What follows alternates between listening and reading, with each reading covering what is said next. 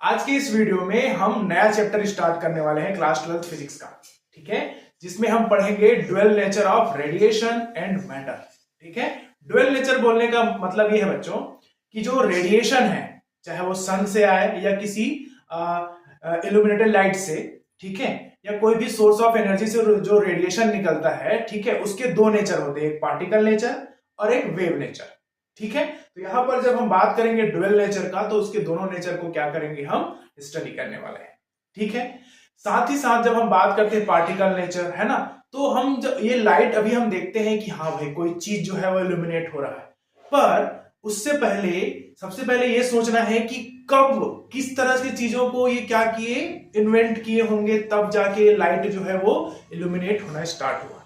एक सिंपल सा glass tube में जब हम क्या करते हैं, जैसे हमारे पास पुराना ट्यूबलाइट आता था, सिंपल से ग्लास ट्यूब में हम क्या करते थे, स्विच ऑन करते थे, वो जलता था, व्हाइट लाइट पूरा रोशनी हो जाता था। कैसे? ठीक है, तो इस चीज का पता लगाने के लिए कुछ एक्सपेरिमेंट हुए। ठीक है, तो पहले आज हम उसी के बारे में चर्चा करेंगे बच्चों। ठीक है, हम सभी जानते हैं, आप मैं सभी जानते हैं कि जो डस्टलेस क्या बोलते हैं, गैस होता है, ठीक है, जो डस्टलेस एयर होता है या गैस होता है, ठीक है, वो जो है बैड कंडक्टर ऑफ इलेक्ट्रिसिटी होता है। ठीक है, ये हमको पता है ना, हम बोलते हैं ना कि डस्टलेस, डस्टलेस बोल रहा हूं, डस्ट वाला नहीं। ठीक है, डस्टलेस जो होता है वो कैसे होता है, bad conductor of electricity. But क्या होता है बच्चों, जब हम उसमें लो प्रेशर के साथ हाई वोल्टेज अप्लाई करते हैं, लगभग 10,000 वोल्ट, ठीक है, लो प्रेशर करेंगे उसको और उसके ऊपर हाई वोल्टेज अप्लाई करते हैं, तब उसमें इलेक्ट्रिकल कंडक्शन होना स्टार्ट हो जाता है। मतलब यह है कि उसमें करंट फ्लो होना स्टार्ट हो जाता है। हम बोल रहे हैं ना कि डस्टलेस गैसेस या एयर जो है वो क्या होता है, bad conductor of electricity. But जब हम बात करेंगे कि उस गैस को अगर हम लो प्रेशर में कर दें और साथ ही साथ हाई वोल्टेज अप्लाई करें, तब वहां पर करंट का कंडक्शन जो है वो चालू होता है। ठीक है, तो जब हम इस तरह का एक्सपेरिमेंट करते हैं और देखते हैं कि गैस के थ्रू जो है वो करंट फ्लो हो रहा है, उसको बोला जाता है इलेक्ट्रिकल कंडक्शन। ठीक है, उसको क्या बोला जाता है, इलेक्ट्रिकल कंडक्शन। इलेक्ट्रिकल कंडक्शन को ही एक और नाम से जाना जाता है बच्चों, electrical discharge in the gases. ठीक है, तो आज हम उसी के बारे में बात करने वाले हैं। ठीक है, ये हमारे पास एक ये ट्यूब है जिसको नाम दिया गया था डिस्चार्ज ट्यूब। इसके बारे में इन्वेंशन, मतलब ये जो है, इसके बारे में स्टडी किए थे विलियम क्रूक्स। ठीक है, विलियम, मैं पहले इसको बंद देता हूं, क्रूक्स, ठीक है, जे थॉमसन,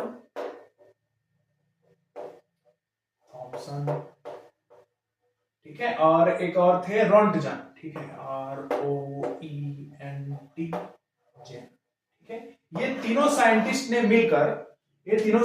मिलकर ये सोचा कि क्या गैसेस में इलेक्ट्रिकल कंडक्शन पॉसिबल है। ठीक है, तो उसके एक्सपेरिमेंट के लिए उन्होंने क्या किया, एक ट्यूब लिया, ठीक है, एक ट्यूब लिया जो पूरा क्या बना था, ग्लास से बना हुआ था। ठीक है, अब जब उन्होंने ट्यूब लिया, ठीक है, तो उनको ये पता चला कि लो प्रेशर और हाई वोल्टेज के थ्रू हम गैसेस में क्या कर सकते हैं, कंडक्शन, है ना, कर सकते हैं, या इलेक्ट्रिकल डिस्चार्ज पॉसिबल है।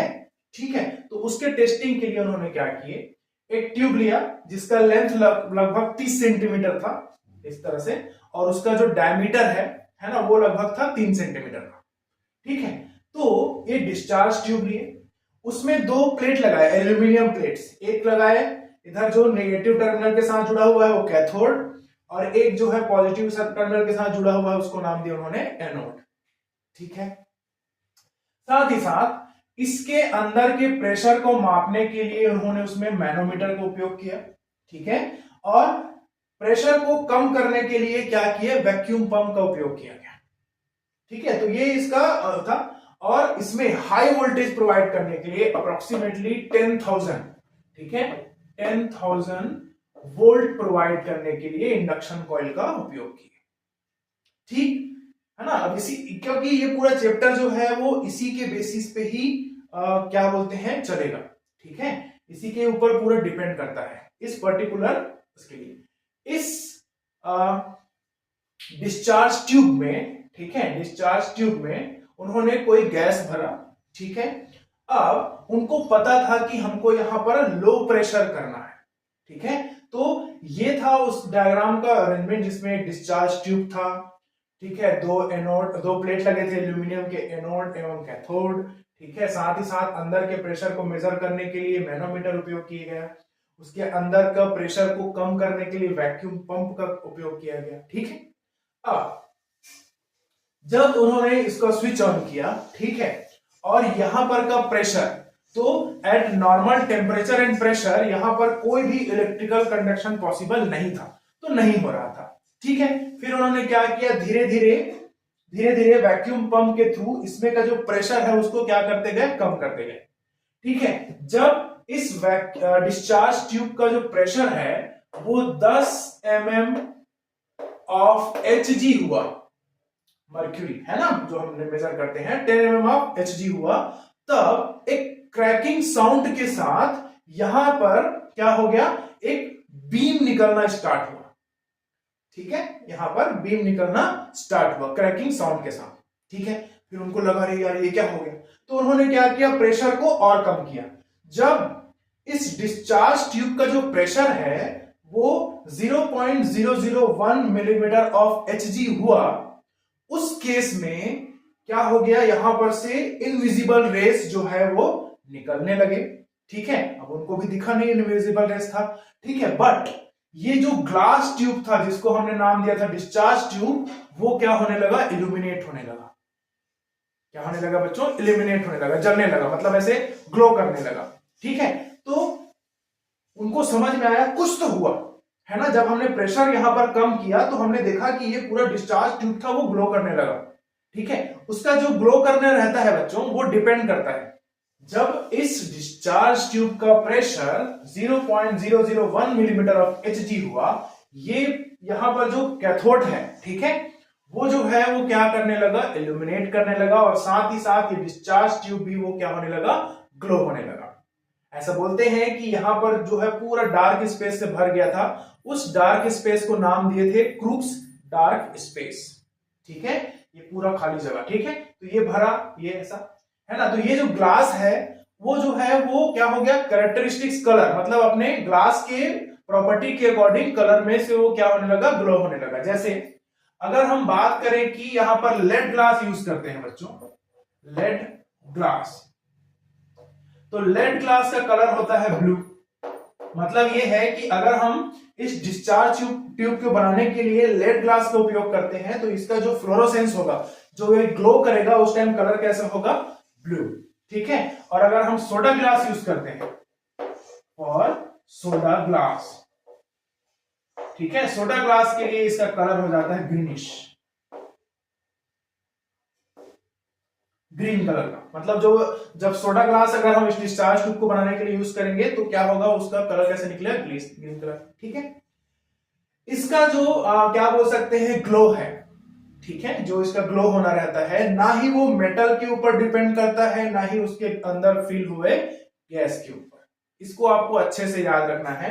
आप इसमें कैथोड एनोड की जगह कोई भी मेटल ले लीजिए, ठीक है, यहां पर कोई भी गैस ले लीजिए, ठीक है, वो एक ही जैसा काम करेगा। कौन सा, ये डिस्चार्ज ट्यूब। उसमें अगर लेड ग्लास से बना है तो ब्लू कलर से ग्लो होगा, ठीक है, सोडा ग्लास से बना है तो ग्रीन कलर में क्या होगा, ग्लो होगा।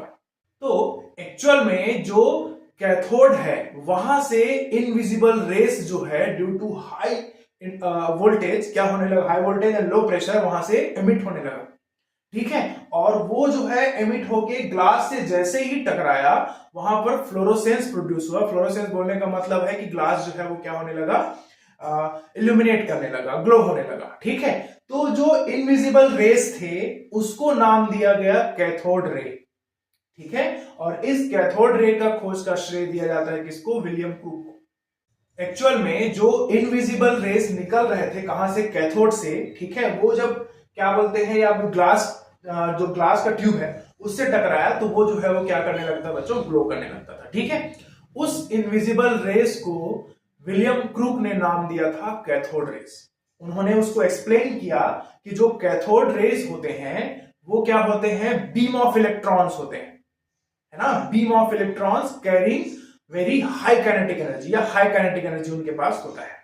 ठीक है, वो ऐसा है ना। तो उन्होंने बोला कि जो इनविजिबल रेस या जिसको उन्होंने नाम दिया कैथोड रेस, वो उसमें क्या होता है, वो जो है बीम ऑफ इलेक्ट्रॉन्स होते हैं, बट है ना क्या करते चलते हैं अपने साथ, carrying high amount of kinetic energy, जिसके कारण से वो यहां से यहां ट्रेवल कर पाते हैं। जाहिर सी बात है, ये पॉजिटिव प्लेट है, इधर से जा रहा है, तो उसमें क्या हुआ, नेगेटिव चार्ज।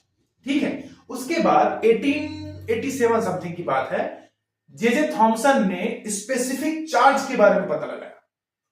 जे थॉमसन ने स्पेसिफिक चार्ज के बारे में, ठीक है, स्पेसिफिक चार्ज ऑफ इलेक्ट्रॉन, ठीक है, वो उन्होंने पता लगाया। स्पेसिफिक चार्ज ऑफ इलेक्ट्रॉन होता है E/m, ठीक है, charge of electron upon mass, ठीक है, उन्होंने पता लगाया। और जो पार्टिकल था, है ना, जिसको उन्होंने बोला कि बीम ऑफ इलेक्ट्रॉन, ठीक है, ये इलेक्ट्रॉन नाम जो है बच्चों किसने दिया था, जे थॉमसन ने दिया था। यहां पर जो कैथोड रेस में जो इनविजिबल पार्टिकल्स थे, उसको नाम दिया क्या गया, इलेक्ट्रॉन्स, और उसका श्रेय किसको जाता है, आपके जे थॉमसन को। जे थॉमसन जो है उसको डिस्कवरी ऑफ इलेक्ट्रॉन के लिए नोबेल प्राइज दिया गया है उनके कंट्रीब्यूशन के लिए। ठीक है, तो इसको आपको याद रखना है। जे थॉमसन ने स्पेसिफिक चार्ज ऑफ इलेक्ट्रॉन को फाइंड किया। ठीक है, तो जो स्पेसिफिक चार्ज ऑफ इलेक्ट्रॉन है उसका वैल्यू जो है वो गैस के ऊपर और साथ ही साथ उसमें जो प्लेट्स यूज किए हैं, मेटल यूज किए हैं, उसके ऊपर डिपेंड नहीं करता है। इसका मतलब ये हुआ बच्चों कि कैथोड रेस और निकलेगा ही निकलेगा सेम अमाउंट में, जब कोई भी मेटल आप यहां पर यूज कर सकते हैं। The value of specific charge is not dependent on the gas और metal used in the inside the tube. ठीक है, उसके ऊपर डिपेंड नहीं करता, उससे उसको कोई फर्क नहीं पड़ता। इसका मतलब ये हुआ कि सभी गैस और सभी मेटल के लिए वो E/m का वैल्यू क्या रहेगा, फिक्स्ड रहेगा। उसका वैल्यू लिख लेगा बच्चों, वो होता है 1.7589 into 10 to the power 11 coulomb per KG. ये वैल्यू होता है किसका, स्पेसिफिक चार्ज ऑफ इलेक्ट्रॉन का। ठीक है, इसके बारे में किसने पता लगाया था, किसने खोज किया था इसका, जे थॉमसन ने। और उन्होंने जो बताया कि यहाँ जो पार्टिकल निकल रहे हैं, ठीक है, उसको उन्होंने नाम दिया था क्या, इलेक्ट्रॉन। ठीक है, जिसके कारण से उनको नोबेल प्राइज भी मिला था। ठीक है, तो आई होप आपको ये चीजें समझ में आई हो। अब जब इलेक्ट्रॉन का खोज हो गया, ठीक है, इलेक्ट्रॉन का खोज हो गया, तब ये पता लगाया गया कि उसमें कितना चार्ज होता है और क्या वो चार्ज जो है वो क्वांटाइज्ड होता है। हमने चैप्टर 1 में पढ़ा है इलेक्ट्रिक चार्ज, और उसका एक प्रॉपर्टी पढ़े थे बच्चों, क्वांटाइजेशन ऑफ चार्ज। तो क्वांटाइजेशन ऑफ चार्ज का पता कब लगा और किसने लगाया, तो उसके बारे में हम बात करें। चलिए बच्चों, अब हम ये जान लेते हैं कि हमको पता है कि चार्ज क्या होता है, हमने चैप्टर नंबर 1 में पढ़ा हुआ है। उसका जो प्रॉपर्टी था क्वांटाइजेशन ऑफ चार्ज, उसको भी पढ़ा हुआ है। ठीक है, कि सभी जितने भी बॉडी होता है उसमें जो नंबर ऑफ चार्ज होता है वो क्या होता है, इंटीग्रल मल्टीपल होता है। ठीक है, नंबर ऑफ इलेक्ट्रॉन्स के। ठीक है, मतलब ये बोल सकते हैं integral number of electrons into क्या होगा आपका, ये वाला फॉर्मूला पढ़े थे ना, Q = NE। ठीक है, तो इस फॉर्मूले को डिफाइन किया था किसने, मिल्टन ने। ठीक है, सबसे पहले मिल्टन ने ही बताया कि जो आपका जो टोटल चार्ज होता है इसका, है ना, किसी भी पर्टिकुलर ऑब्जेक्ट में, ठीक है, वो जो है उसका number of electron into least value of charge, मतलब एक चार्ज में कितना उसका वैल्यू होता है उसका मल्टीपल होता है, Q = NE। इसी को हम बोलते थे क्वांटाइजेशन ऑफ चार्ज। ठीक है, तो सबसे पहले क्वांटाइजेशन ऑफ चार्ज के बारे में किन्होंने बताया था, मिल्टन ने। उन्होंने क्या किया, एक एक्सपेरिमेंट किया, एक अरेंजमेंट किया, जिसके थ्रू उन्होंने बताया, ऑयल ड्रॉप एक्सपेरिमेंट बोलते हैं उसको, जिसमें उन्होंने अलग अलग लिक्विड के लिए, अलग अलग लिक्विड के ड्रॉप्स को, ठीक है, ड्रॉप्स के लिए वो एक्सपेरिमेंट किया, और उन्होंने फाइंड किया कि जो least value of an electron, एक सिंगल इलेक्ट्रॉन में कितना सबसे कम से कम या मिनिमम वैल्यू होता है, वो होता है 1.6 × 10⁻⁻19 कूलम चार्ज। इतना होता है एक इलेक्ट्रॉन। ये उन्होंने बताया था मिल्टन ने। ठीक है, तो इसके अकॉर्डिंग उन्होंने बताया कि भाई अगर ये ऐसा है तो जो चार्ज होता है, नेट चार्ज होता है, वो क्या होता है, क्वांटाइज्ड होता है। क्वांटाइज्ड होने का मतलब ये है कि अगर हम यहां पर बात करेंगे Q, है ना, अगर उसमें सिर्फ एक इलेक्ट्रॉन की बात करेंगे तो 1 इंटू ई, ये आप पहले से पढ़ चुके हैं। अगर 2 इलेक्ट्रॉन है तो 2 इंटू ई, ठीक है, 3 इलेक्ट्रॉन है तो 3 इंटू ई, ठीक है। तो ये इस तरह से काम करता है। तो इंटीग्रल मल्टीपल होगा बच्चों, इसको आप ध्यान रखेंगे, ठीक है। तो ये प्लस माइनस में हम ले सकते हैं इसको, plus minus plus minus plus minus ऐसे, तो टोटल चार्ज जो है उसके ऊपर डिपेंड करता है, ठीक है। तो इसको आप याद रखेंगे। 1923 में इनके कंट्रीब्यूशन के लिए, ठीक है, डिस्कवरी ऑफ चार्ज या minimum charge of an electron में कितना चार्ज होता है, उसकी डिस्कवरी के लिए 1923 में इनको नोबेल प्राइज दिया गया था। किसको? मिलिकन को। आपको अच्छे से याद रखना है, क्वांटाइजेशन ऑफ चार्ज के बारे में किसने बताया था? मिलिकन ने, ठीक है। अब जब हमको क्या बोलते हैं, स्पेसिफिक चार्ज ऑफ इलेक्ट्रॉन पता हो गया, उसके बाद इलेक्ट्रॉन में कितना मिनिमम चार्ज होता है वो भी हम जान लिए, ठीक है। इसके बाद जो है वो क्या निकाल पाए हम? मास ऑफ इलेक्ट्रॉन को कैलकुलेट कर पाए, है ना। तो दोनों का जो कंट्रीब्यूशन था, किनका किनका? जे थॉमसन का for discovery of electron and specific charge on electron, and साथ ही साथ मिलिकन का, जिन्होंने ये बताया कि एक इलेक्ट्रॉन में कितना मिनिमम चार्ज होता है, 1.6 into 10 to the power minus 19 coulomb का, ठीक है। उसके हिसाब से हमने मास ऑफ इलेक्ट्रॉन कैलकुलेट किया, तो ये क्या होगा? E upon E by m, ठीक है। E का वैल्यू कितना? 1.6 into 10 to the power minus 19 coulomb, और ये हो जाएगा 1.7589 into 10 to the power minus 10 to the power 11, ठीक है। तो इसका ये m का वैल्यू जो मास ऑफ इलेक्ट्रॉन है me, वो अप्रोक्सीमेटली निकलता है 9.1 इंटू 10 टू द पावर 31, ये ऊपर जाएगा तो माइनस 31 kg, ये होता है मास ऑफ इलेक्ट्रॉन, ठीक है। तो देखिए, एक सिंपल सा डिस्चार्ज ट्यूब का जो एक्सपेरिमेंट था, उसके बेसिस पे हमने पता लगाया कि कैथोड को जब हम हाई इलेक्ट्रिक वोल्टेज देते हैं तो वहां से इनविजिबल रेस निकलती हैं। उस इनविजिबल रेस को उन्होंने नाम दिया था कैथोड रेस, जिसका श्रेय किनको जाता है? सर विलियम क्रूक को, ठीक है। उसके बाद जे थॉमसन ने वहां पर बताया कि जो इनविजिबल रेस है ना, उसमें उन्होंने बोला था क्रूक ने कि वो बीम ऑफ इलेक्ट्रॉन होता है, कुछ पार्टिकल जाता है, तो उस पार्टिकल को नाम दिया था इलेक्ट्रॉन, कि इन्होंने जे थॉमसन ने, और साथ ही साथ उन्होंने स्पेसिफिक चार्ज ऑन इलेक्ट्रॉन की खोज भी की थी, ठीक है। तो डिस्कवरी ऑफ इलेक्ट्रॉन का श्रेय दिया जाता है किनको? J Thomson. उसके बाद आए एंड्रयू मिलिकन। मिलिकन ने क्या किया? उन्होंने ये पता लगाया कि एक चार्ज में मिनिमम कितना एक इलेक्ट्रॉन में मिनिमम कितना चार्ज होता है, तो उसकी वैल्यू के बारे में बताया कि उसका वैल्यू होता है 1.6 into 10 to the power minus 19 coulomb, ठीक है। तो जो नेट चार्ज है वो इंटीग्रल मल्टीपल होगा किसके? लीस्ट वैल्यू ऑफ चार्ज से, ठीक है।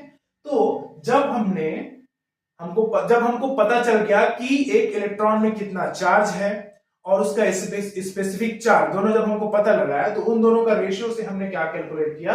मास ऑफ इलेक्ट्रॉन, ठीक है। तो यहां तक का जो डिस्कवरी था वो बहुत इंपॉर्टेंट था बच्चों, क्योंकि इलेक्ट्रॉन की खोज हुआ, उसके बाद ही हमको समझ में आया कि हाँ भाई, उसी डिस्चार्ज ट्यूब में हमने भी देखा कि जो कैथोड रेस होता है उसके कारण से वो पूरा जो ग्लास ट्यूब है वो ग्लो करने लगता है, ठीक है। तो आप इसको नोट कीजिए।